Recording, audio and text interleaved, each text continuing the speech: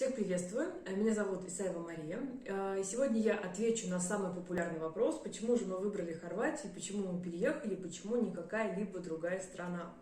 Вопросов было очень много, и одним постом я ответить не смогу, поэтому решила сделать такое глобальное большое видео. Итак, мое знакомство с Хорватией началось 10 лет назад. Мы с мужем поехали в свадебное путешествие. Я тогда совершенно не знала, что это за страна, и она мне была вообще мало знакома. То есть, что такое Хорватия? Это где? Это Албания? Это какая-то банановая республика? Что это? И почему звучит это так грубо Хорватия? Но у меня не было никаких ожиданий от этой страны. Наверное, поэтому это была сразу первая же влюбленность в эту страну, потому что она покорила меня, и жители покорили меня, и климат, и все, что я увидела, природа, все было классно. Почему же люди переезжают? У каждого свои причины. Кто-то едет за большим рублем, кто-то едет за своей любовью, кто-то едет учиться, кто-то получает интересную вакансию, кто-то хочет замедлиться и понять, что же такое жизнь в стиле полако. В любом случае в новой стране придется адаптироваться, поэтому поймите, что для вас является плюсом, что для вас является минусом. Рекомендую узнать минусы любой страны, куда вы собираетесь, и понять, готовы ли вы к этому адаптироваться, сможете ли вы на какие-то минусы закрыть глаза или нет. У нас было несколько критериев. Первое – это безопасность, хорошая экология, менталитет, который мы могли бы для себя принять, с которым мы свыклись бы, простота языка и цены. Что касается экологии, Хорватия занимает 15 место по, если я правильно сейчас скажу, по качеству своей экологии. Побережье, скажем, будет поприятнее. Недавно обсуждали со школьным учителем то, что она сказала, что Загреб, собственно, не отстает практически от побережья. Понятно, что на побережье почище, получше, и это побережье. Следующий пункт – это безопасность. В данный момент я готова сказать, что Хорватия безопасная страна, безопасная в плане даже жизни. Конечно, никто не застрахован от мелких краж, особенно в туристический сезон или в туристических местах. Сейчас это так. Я все время вспоминаю интервью с Юлией Бардовских, это бывшая ведущая на канале НТВ, она много лет назад уехала в США, если не ошибаюсь, все-таки она говорила про Майами. Она рассказывала, что тогда там было очень безопасно, можно было оставлять открытыми двери, сейчас такого там нет. Все изменилось в плане безопасности, поэтому никто не застрахованный в Хорватии. Мы не можем предугадать, что случится через 5 или через 10 лет. Но на сегодня ситуация такая. Менталитет. Нам важно было, чтобы менталитет нам был близок и понятен, потому что нам нужно, скажем, интегрироваться в общество.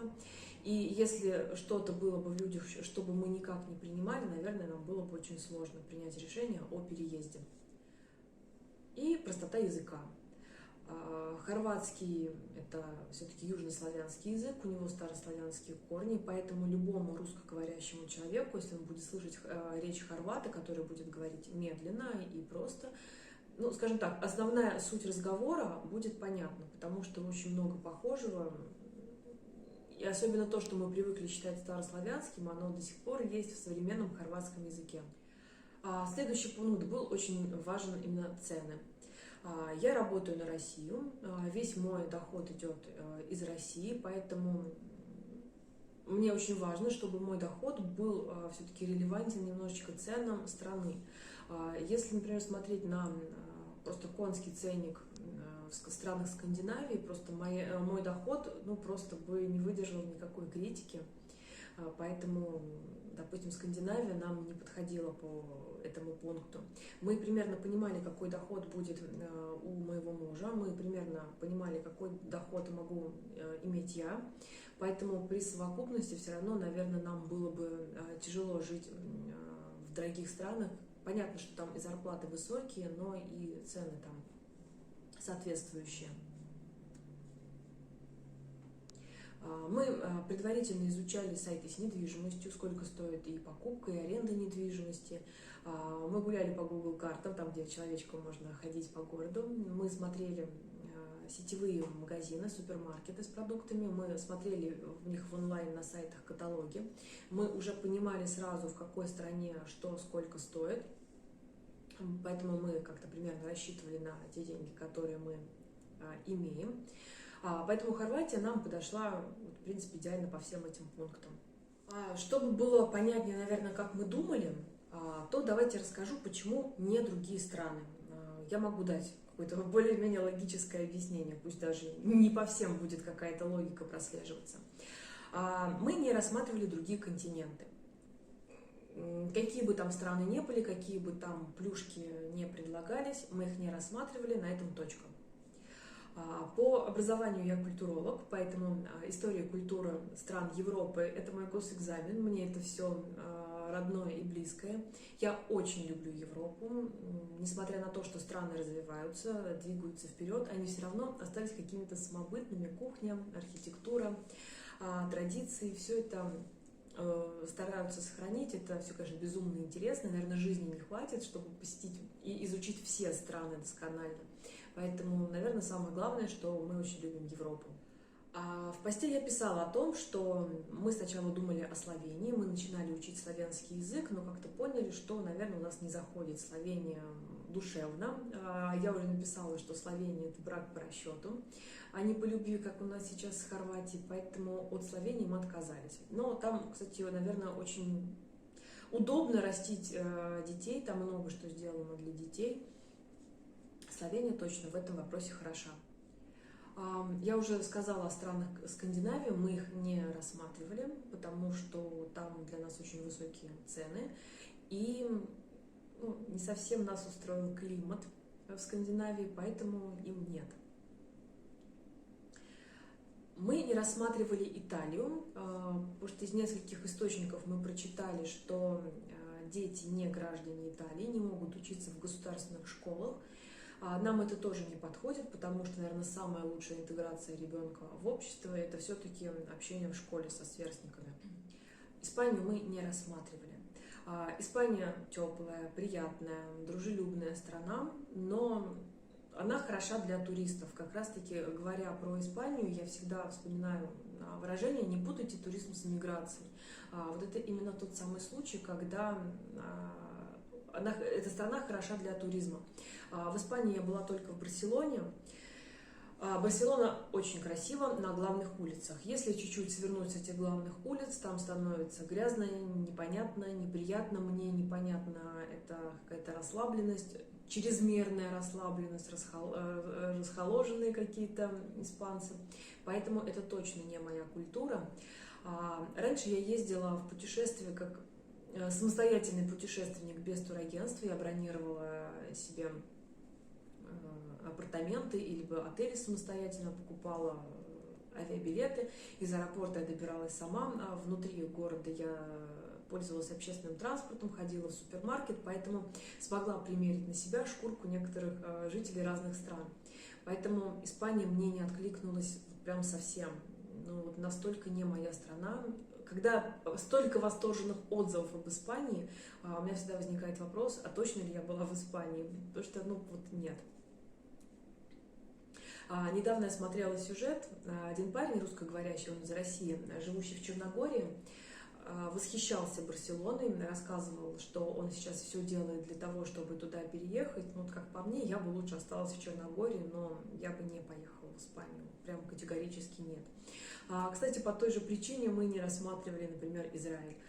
Я очень люблю Израиль именно туристический, с его туристическими маршрутами, с его спецификой, с его колоритом.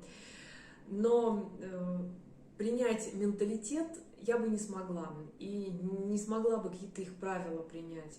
Поэтому, вот, допустим, Израиль тоже нет, потому что туризм туризмом, а иммиграция – это другой вопрос.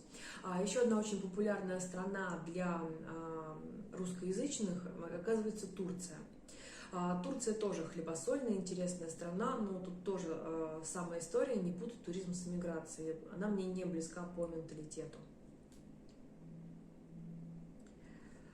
Следующая страна Евросоюза – это Словакия. У Словакии есть очень большой плюс, то, что когда основной заявитель получает вид на жительство, его семье не надо ждать год или два для воссоединения, как это в большинстве стран Европы. Семья может тоже получить сразу вид на жительство и переезжать с основным заявителем, то есть всей семьей можно сразу переехать. Но у нас есть такое впечатление, что Словакия интересна только своей столицей Братиславой, все, что дальше, ну, немножечко какая-то есть совковость в этой стране. Поэтому Словакию мы не рассматривали. Кастинг не прошла и Польша из-за своей экологии и качества продуктов, поэтому мы тоже ее не рассматривали. Следующая страна – это Германия. У моего мужа были там великие шансы, замечательные шансы получить хорошую работу, но в стране все-таки есть проблемы с беженцами. Мы страну считаем небезопасной, поэтому Германию мы не рассматривали совсем. По той же причине мы не рассматривали Францию. Во Франции я была лет 12 назад. Франция прекрасна. Какая же она красивая, уютная. Но проблема с беженцами была тогда острая, сейчас, по-моему, она, скажем так, слабее и спокойнее не стала. То есть там тоже безопасность нас очень сильно волнует. Австрия. Австрия имеет какие-то очень удобные миграционные программы, но они интересны людям до 40 лет. Мы, к сожалению, уже не в этой возрастной категории, поэтому мы не проходим в хорошие миграционные программы Австрии. Кипр. Кипр островное государство, и мы считаем, что нам не все нравится в бытовых условиях Кипра, поэтому Кипр мы не выбирали. Болгария. Когда-то мы посмотрели видео одного господина, господина из России, живущего в Болгарии. Он либо нытик по жизни, либо у него всегда все плохо, но у него было ужасное видео, как все плохо в Болгарии, и почему-то мы даже как-то не стали ее дальше рассматривать. Почему-то мы совсем не рассмотрели Прибалтику. Мы не имеем к ней какого-то позитивного или негативного отношения, просто почему-то даже мы о ней совершенно не вспомнили, поэтому Прибалтику не рассматривали. Греция – теплая страна, но в Греции сейчас, наверное, для Греции сейчас не самый лучший период в экономике, чтобы туда ехать. Наверное, те, кто приехали туда давно, уже каким-то образом обосновались, но сейчас, наверное, не самое лучшее время туда ехать, поэтому Грецию мы тоже не рассматривали совсем. Хорватия в Евросоюзе, но еще пока не в шенгенской зоне. Хорватия на пути к этому, к вступлению в шенгенскую зону. Мы очень надеемся, что все-таки через, наверное, год, через два Хорватия будет в шенгенской зоне, но и сейчас это, кстати, не проблема поехать в страны Шенгенского соглашения, можно получить визу. Это не так сложно сделать здесь, как это, допустим, сложно сделать из России.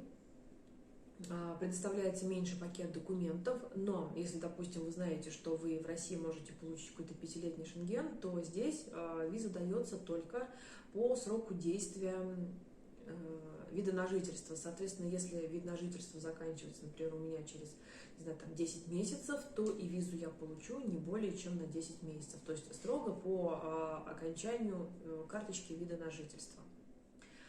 Что бы я вам посоветовала изучить, если вы пока еще присматриваетесь к разным странам? Смотрите, пожалуйста, цены на недвижимость, на аренду, на продажу. Кстати, Хорватия тоже одна из не настолько уж многих стран, где недвижимость могут купить не граждане Хорватии.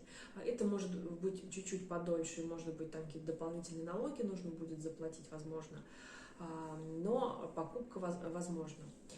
Посмотрите тоже сайты с товарами, с услугами, тоже посмотрите, не знаю, там по Google картам в конце-то концов, нравится ли вам, не нравится вам город. Рекомендую изучить систему здравоохранения, образования, если вам это актуально, то есть такие детали я очень рекомендую изучить заранее. На этом все.